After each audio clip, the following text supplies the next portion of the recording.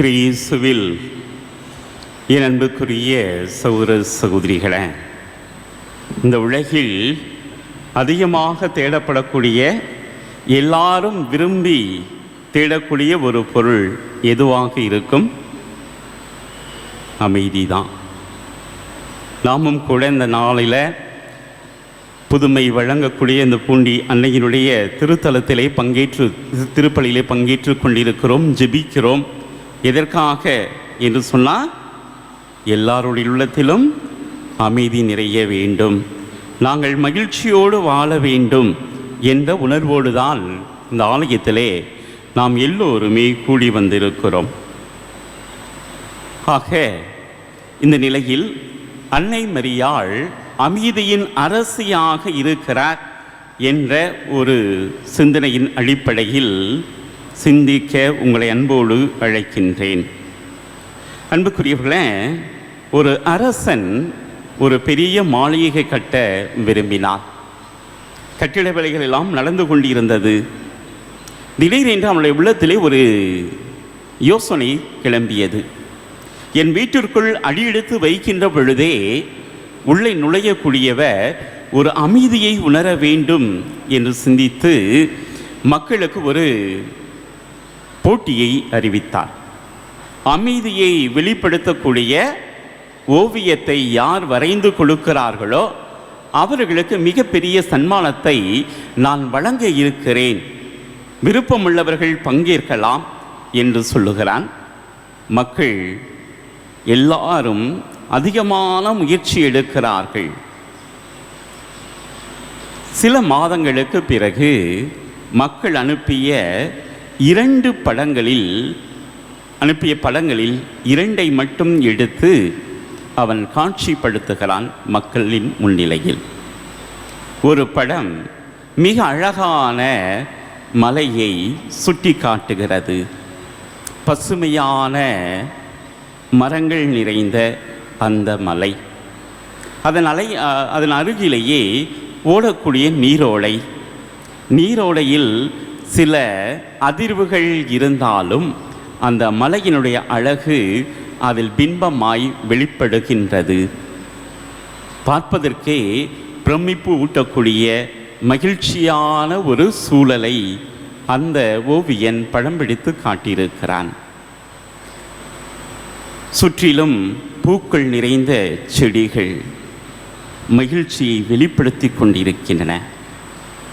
இன்னொரு ஓவியம் அதன் அருகில் வைக்கப்பட்டிருந்தது. நம்ம ஊரில் இருக்கிற மாதிரி சிறிய கரடு போன்ற ஒரு மலை, வாடி வதங்கி நிற்கக்கூடிய மரங்கள், அங்கே இருக்கக்கூடிய நீர் வற்றி போய் கொஞ்சமாக தண்ணீர் தேங்கியிருக்கக்கூடிய ஒரு சூழல். பார்ப்பதற்கே இந்த கோடை காலத்தினுடைய சிக்கலில் தவிக்கக்கூடிய ஒரு இடமாக அது தென்படுகின்றது.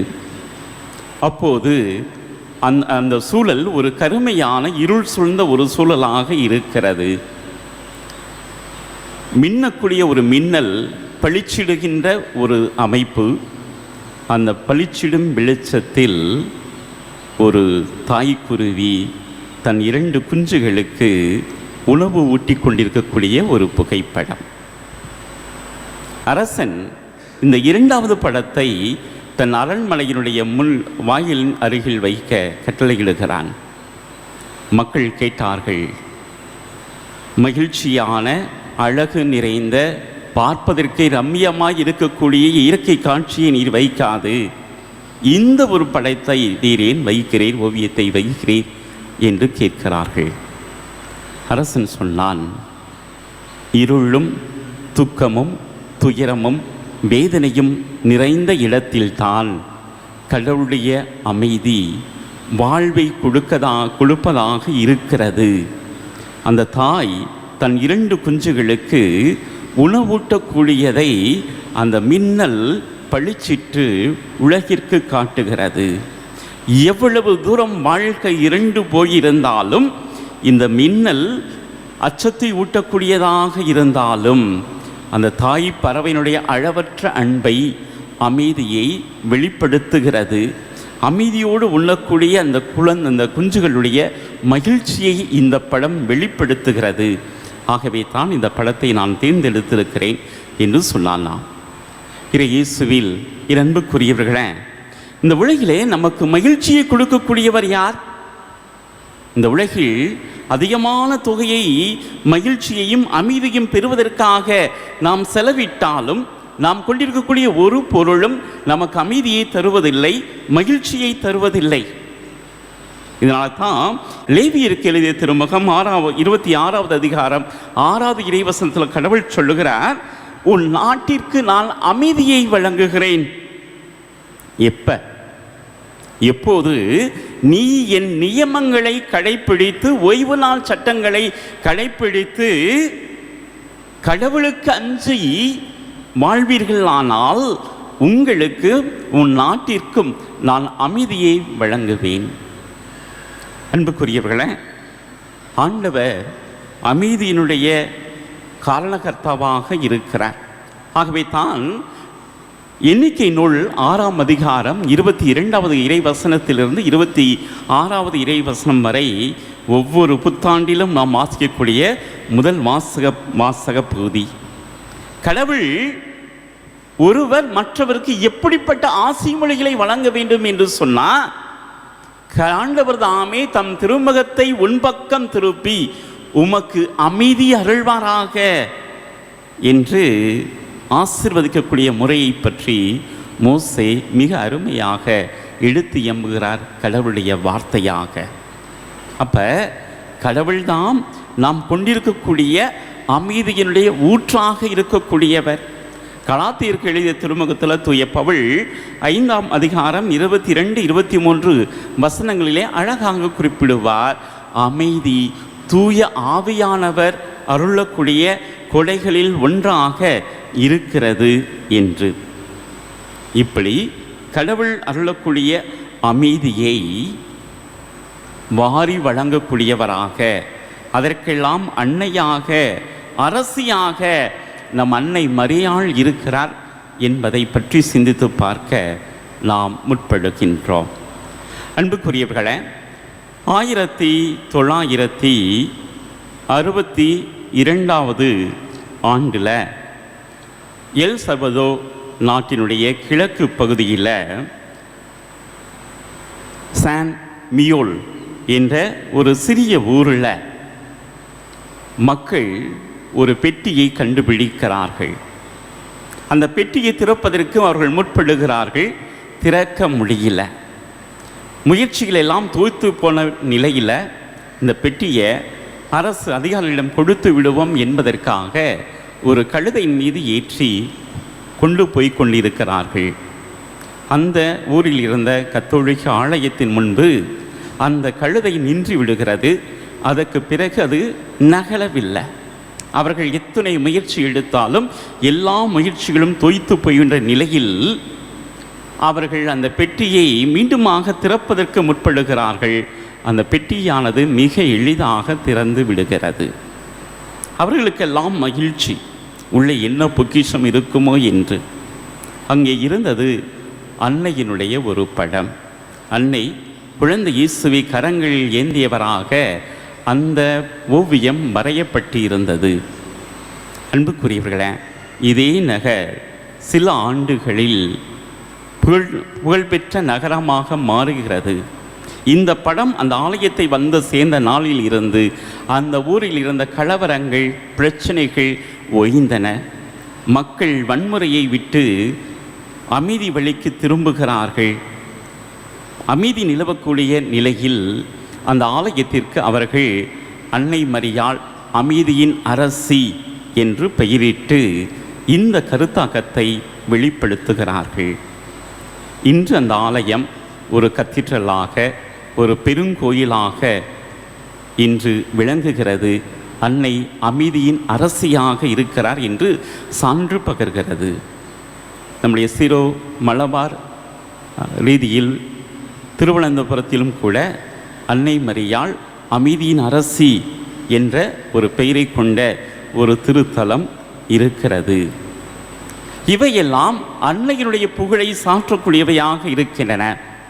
நம் உள்ளத்திலே ஒரு கேள்வி எழலாம், அன்னைக்கும் அமைதிக்கும் என்ன தொடர்பு? அன்புக்குரியவர்களே, முதல் உலகப்போர் தோன்றிய அந்த காலகட்டத்தில் நம்முடைய அன்றைய திருத்தந்தை 2ஆம் பெனடிக்ட் அவர்கள் இந்த அகில உலகத்தை அன்னையருடைய பாதுகாவலின் கீழ் ஒப்புக் கொடுக்கிறார்.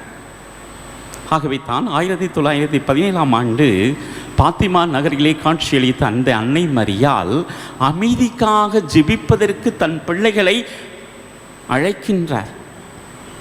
போர் முறைகளை கைவிட்டுவிட்டு உறவுகளை தேடக்கூடிய பிள்ளைகளாய், அமைதியை தேடக்கூடிய பிள்ளைகளாய், அமைதிக்காக ஜெபிக்கக்கூடிய பிள்ளைகளாய் நாம் வாழவில்லை என்று சொன்னால் மீண்டுமாய் ஒரு போர் வெடிக்கும் என்ற செய்தியை விடுத்து தன்னை அமைதியின் அரசியாக வெளிப்படுத்துகிறார் அமைதியை விரும்பக்கூடிய நம் அன்னை மரியாள். அன்புக்குரியவர்களே, அன்னை மரியாளும் இயேசுவும் கொடுக்கக்கூடிய அமைதி எத்தகைய அமைதியாக இருக்கிறது? ஆண்டவர் சொல்லுகிறார், அமைதியை உங்களுக்கு விட்டு செல்கிறேன். அதோடு நின்னாரா? என்ன சொல்றாரு? யாருடைய அமைதியை தருகிறார்? என்னுடைய அமைதியை நான் உங்களுக்கு தருகிறேன். அவருடைய அமைதி எப்படிப்பட்ட அமைதி சொல்லுங்க? உலகம் தர முடியாத அமைதி. எங்கேயாவது அந்த அமைதி அவர் கொடுத்திருக்கிறாரா? உயிர்த்த ஆண்டவர் தன் சீடர்களை எல்லாம் சந்திக்கிறார். அவர்களுக்கு சொல்லக்கூடிய முதல் வார்த்தை என்ன?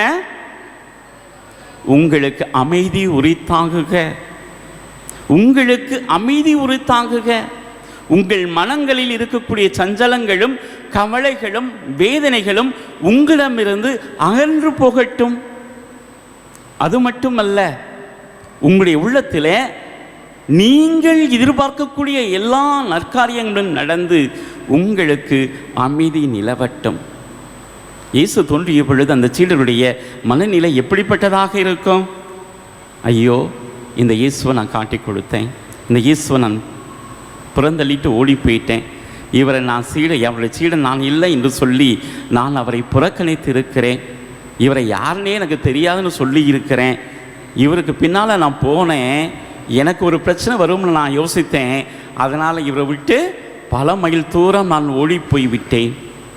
இந்த இயேசு உயிர்த்தெழுந்தவர் என்னை சந்திக்கிறார் என்று சொன்னால் என்னை பார்த்து, ஏண்டா நீ இப்படி பண்ணின, என்னை விட்டுட்டு ஓடி போயிட்டியே, என்னை புறக்கணித்து விட்டாயே, என்னை மறுதளிச்சிட்டியே என்று கேட்டா நான் என்ன பதில் சொல்வது என்று கலங்கி நிற்கக்கூடிய சீடர்கள். அவர்களுக்கு உயிர் தாண்டவர் சொல்லக்கூடிய செய்தி, உங்களுக்கு அமைதி உரித்தாகுக. இயேசுவில் என் அன்புக்குரியவர்களே, அந்த இயேசு ஆண்டவர் தரக்கூடிய அமைதி எப்படிப்பட்ட அமைதியாக இருக்கிறது என்பதை இன்னும் ஆழமாக புரிந்து கொள்ள வேண்டும் என்று சொன்னால், சிலுவையில் தொங்கக்கூடிய ஆண்டவரை பற்றி சிந்தித்து பார்க்க உங்களை அன்போடு அழைக்கிறேன்.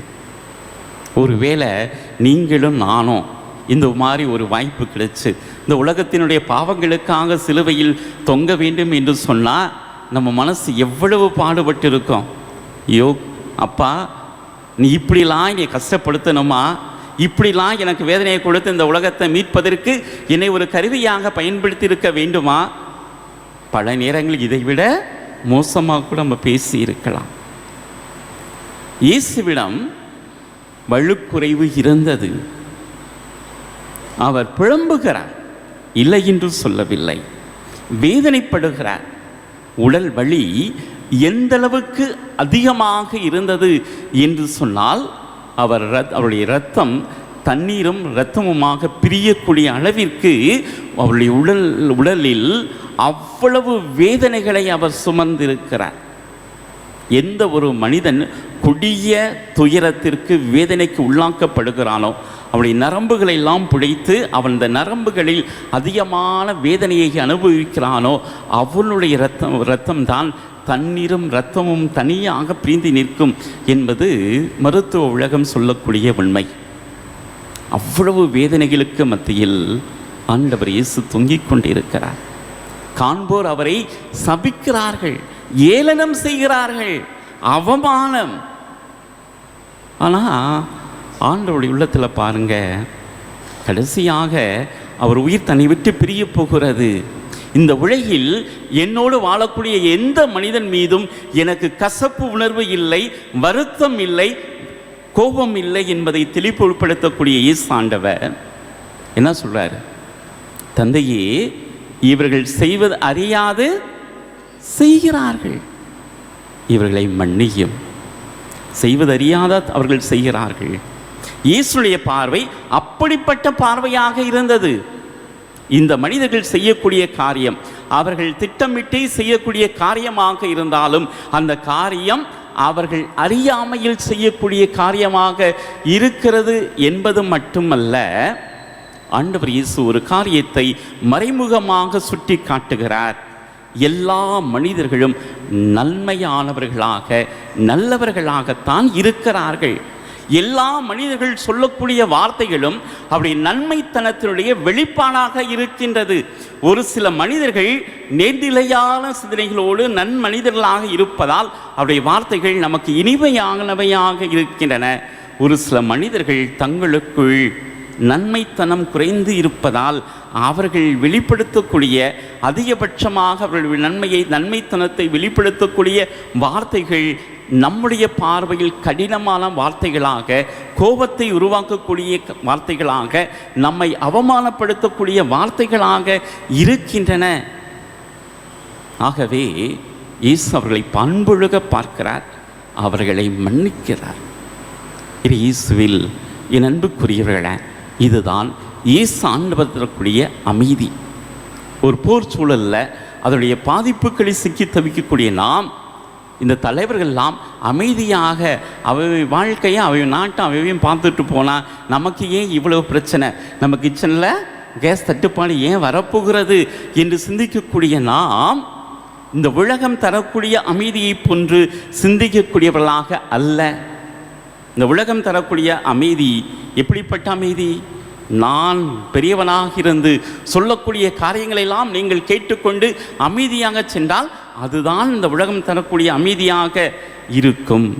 அல்லது இருக்கக்கூடிய எதிர்கொள்ளக்கூடிய பிரச்சனைகளிலிருந்து நாம் விலகி செல்லக்கூடிய நிலையில் நாம் அமைதியை ருசிக்கலாம். அத்தகைய அமைதி தான் இந்த உலகம் முன்னிலைப்படுத்துகிறது.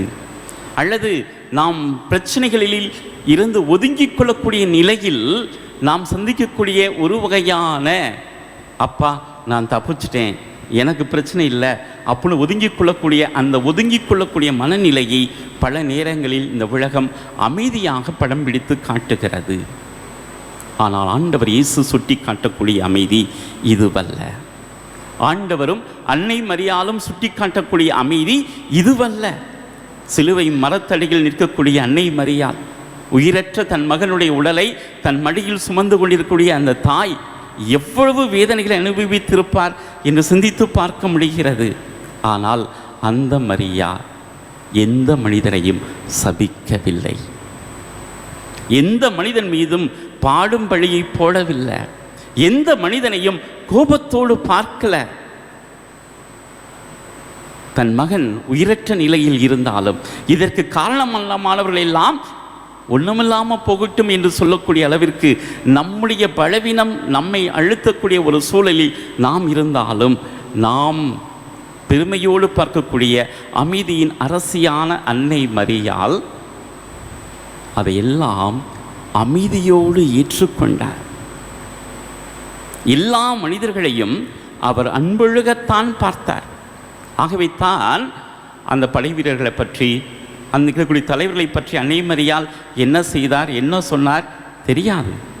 ஆனால் ஒன்று மட்டும் நமக்கு தெரியும், இயேசுவின் சீடர்கள் அனைவரையும் அரவணைத்து அவர்களோடு சேர்ந்து ஜெபிக்கக்கூடிய அன்னை மரியாளை திருத்துதர் பணியிலே நாம் சந்திக்கின்றோம். இதுதான் அன்னையினுடைய அமைதி.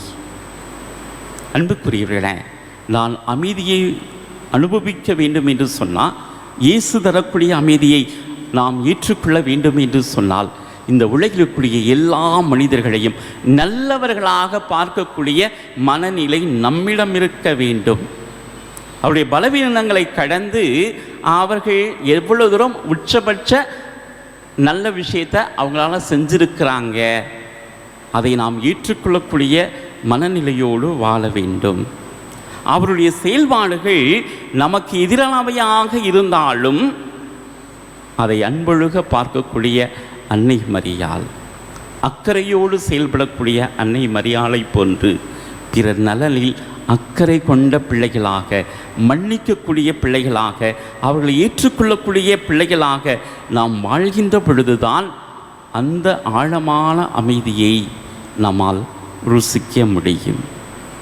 அன்னை மரியாள் அமைதியின் அரசி என்று சொன்னால் அவர் அதை அனுபவித்ததை தன் பிள்ளைகள் வாழ வேண்டும் என்று நமக்கு இன்றளவும் கற்றுக் கொடுத்து கொண்டிருக்கிறார்.